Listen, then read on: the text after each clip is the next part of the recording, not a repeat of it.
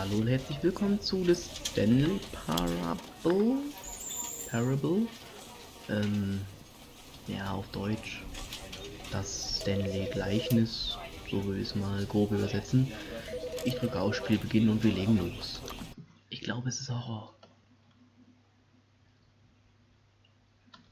The end is never the end. The end is never the end. Loading.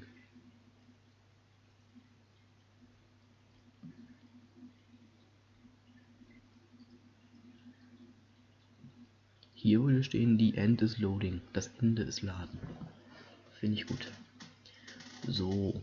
Hallo und herzlich willkommen bei The Stanley Parable. Ja, hallo. Kann's mal losgehen? Wie lange lädst du denn bitte? Ah.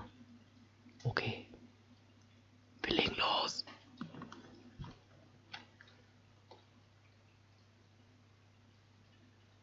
Hallo?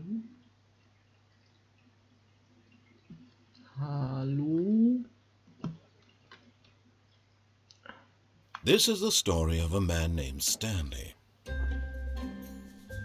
Stanley worked for a company in a big building where he was employee number 427. Employee number 427's job was simple. He sat at his desk in room 427 and he pushed buttons on a keyboard. Orders came to him through a monitor on his desk, telling him what buttons to push, how long to push them, and in what order. This is what employee 427 did every day of every month of every year. And although others might have considered it soul-wrecking, Stanley relished every moment that the orders came in, as though he had been made exactly for this job. And Stanley was happy. And then one day, something very peculiar happened. Something that would forever change Stanley. Something he would never quite forget. He had been at his desk for nearly an hour when he realized that not one single order had arrived on the monitor for him to follow. No one had showed up to give him instructions, call a meeting, or even say hi. Never in all his years at the company had this happened, this complete isolation. Something was very clearly wrong. Shocked, frozen solid, Stanley found himself unable to move for the longest time. But as he came to his wits and regained his senses, he got up from his desk and stepped out of his office. Okay. Ich glaube, es ist doch kein Horror. Ich bin mir nicht sicher.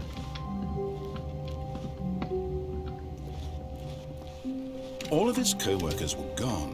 What could it mean? Stanley decided to go to the meeting room. Perhaps he had simply missed a memo. Ups. Entschuldigung. So. Hier lang? Ich glaube hier lang.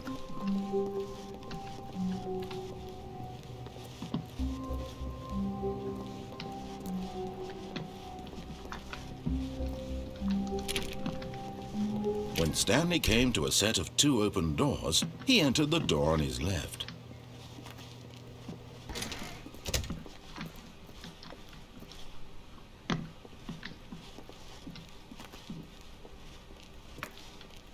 Yet there was not a single person here either.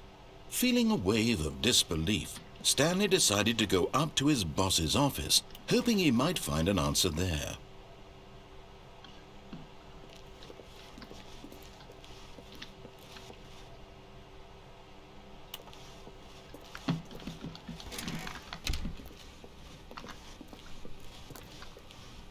Coming to a staircase, Stanley walked upstairs to his boss's office.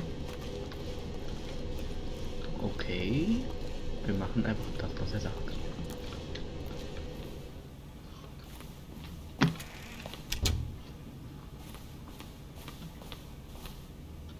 Alter, was hat der für ein Büro? Stepping into his manager's office, Stanley was once again stunned to discover not an indication of any human life. Shocked, unraveled, Stanley wondered in disbelief who orchestrated this, what dark secret was being held from him. What he could not have known was that the keypad behind the boss's desk guarded the terrible truth that his boss had been keeping from him. And so the boss had assigned it an extra secret PIN number, 2845. But of course, Stanley couldn't possibly have known this.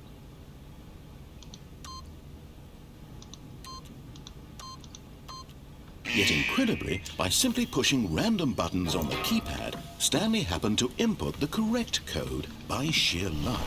Amazing. He stepped into the newly opened passageway.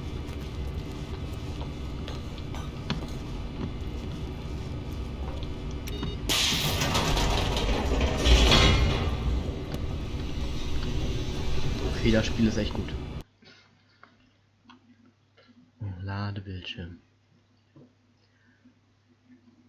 Bekanntlich kann der Ladebildschirm 2 Sekunden dauern. Komm schon, schneller. Ja. Descending deeper into the building, Stanley realized he felt a bit peculiar. It was a stirring of emotion in his chest, as though he felt more free to think for himself, to question the nature of his job. Why did he feel this now, when for years it had never occurred to him? This question would not go unanswered for long.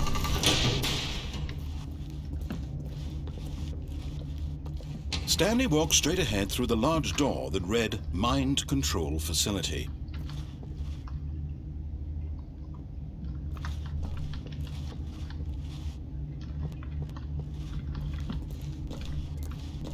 Wir machen das, was der Typ sagt.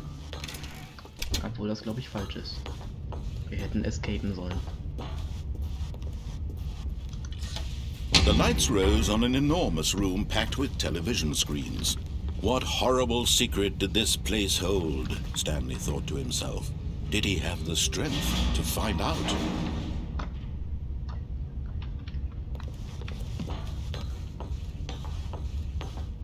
Alles klar. Now the monitors jumped to life, their true nature revealed. Each bore the number of an employee in the building, Stanley's co-workers. The lives of so many individuals reduced to images on a screen, and Stanley, one of them, eternally monitored in this place where freedom meant nothing.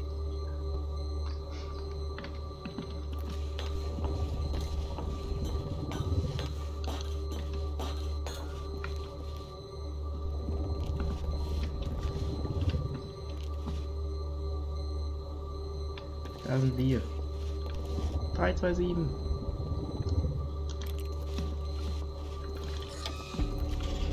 This mind control facility, it was too horrible to believe. It couldn't be true. Had Stanley really been under someone's control all this time? Was this the only reason he was happy with his boring job? That his emotions had been manipulated to accept it blindly? Wir sollten das nicht tun. No. He refused to believe it. He couldn't accept it. His own life in someone else's control? Never! It was unthinkable. Wasn't it? Was it even possible? Had he truly spent his entire life utterly blind to the world? But here was the proof. The heart of the operation. Controls labeled with emotions. Happy or sad or content. Walking, eating, working, all of it monitored and commanded from this very place. And as the cold reality of his past began to sink in, Stanley decided that this machinery would never again exert its terrible power over another human life. For he would dismantle the controls once and for all.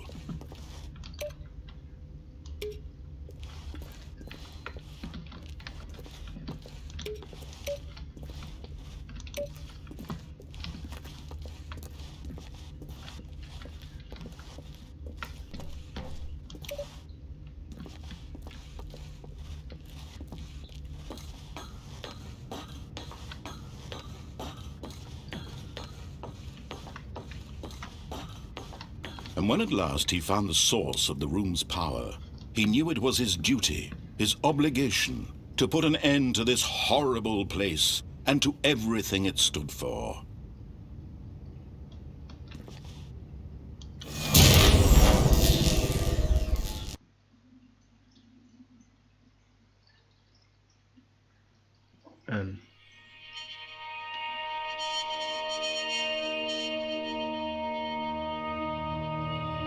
blackness and a rising chill of uncertainty. Was it over? Yes! He had won! He had defeated the machine, unshackled himself from someone else's command. Freedom was mere moments away. And yet, even as the immense door slowly opened, Stanley reflected on how many puzzles still lay unsolved. Where had his co-workers gone? How had he been freed from the machine's grasp? What other mysteries did this strange building hold? But as sunlight streamed into the chamber, he realized none of this mattered to him. For it was not knowledge or even power that he had been seeking, but happiness. Perhaps his goal had not been to understand, but to let go. No longer would anyone tell him where to go, what to do, or how to feel. Whatever life he lives, it will be his. And that was all he needed to know. It was perhaps the only thing worth knowing. Stanley stepped through the open door. Stanley felt the cool breeze upon his skin, the feeling of liberation, the immense possibility of the new path before him.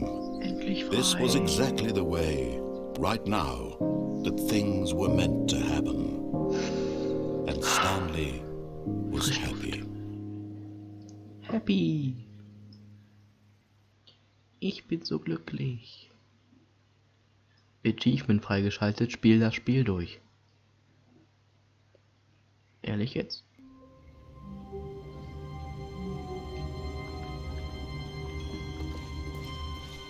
All of his co-workers were gone. What could it mean? Stanley decided to go to the meeting room. Perhaps he had simply missed a memo.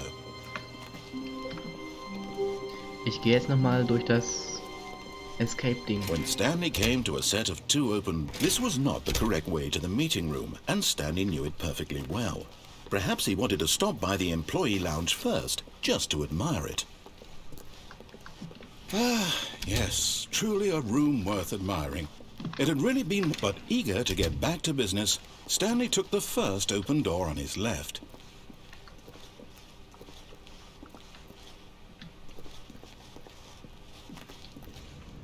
Stanley was so bad at following directions, it's incredible he wasn't fired years ago.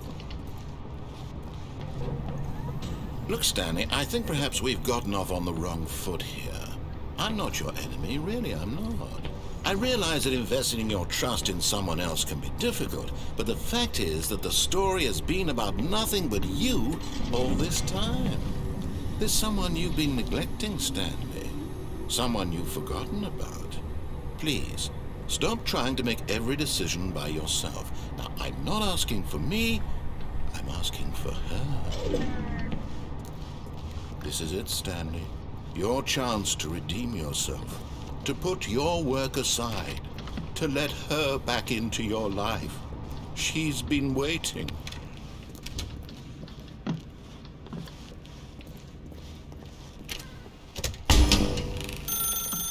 That's her, Stanley. You need to be the one to do this, to reach out to her. If you can truly place your faith in another, then pick up the phone.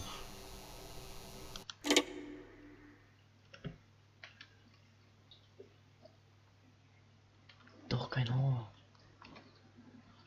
Oh, Stanley, is that you? Hold on, sweetie. Sorry to keep you waiting. I'm just pulling the bread out of the oven. All right.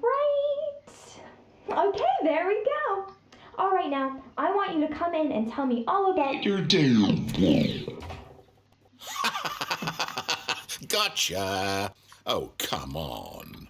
Did you actually think you had a loving wife who'd want to commit their life to you? I'm trying to make a point here, Stanley. I'm trying to get you to see something. Come inside. Let me show you what's really going on here. Sorry, but you're in my story now.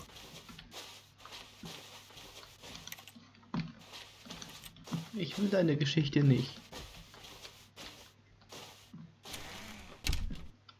This is a very sad story about the death of a man named Stanley.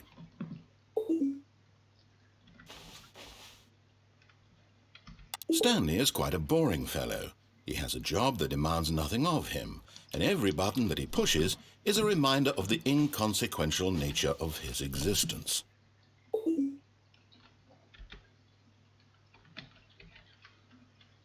Look at him there, pushing buttons, doing exactly what he's told to do.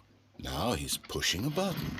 Now he's eating lunch. Now he's going home.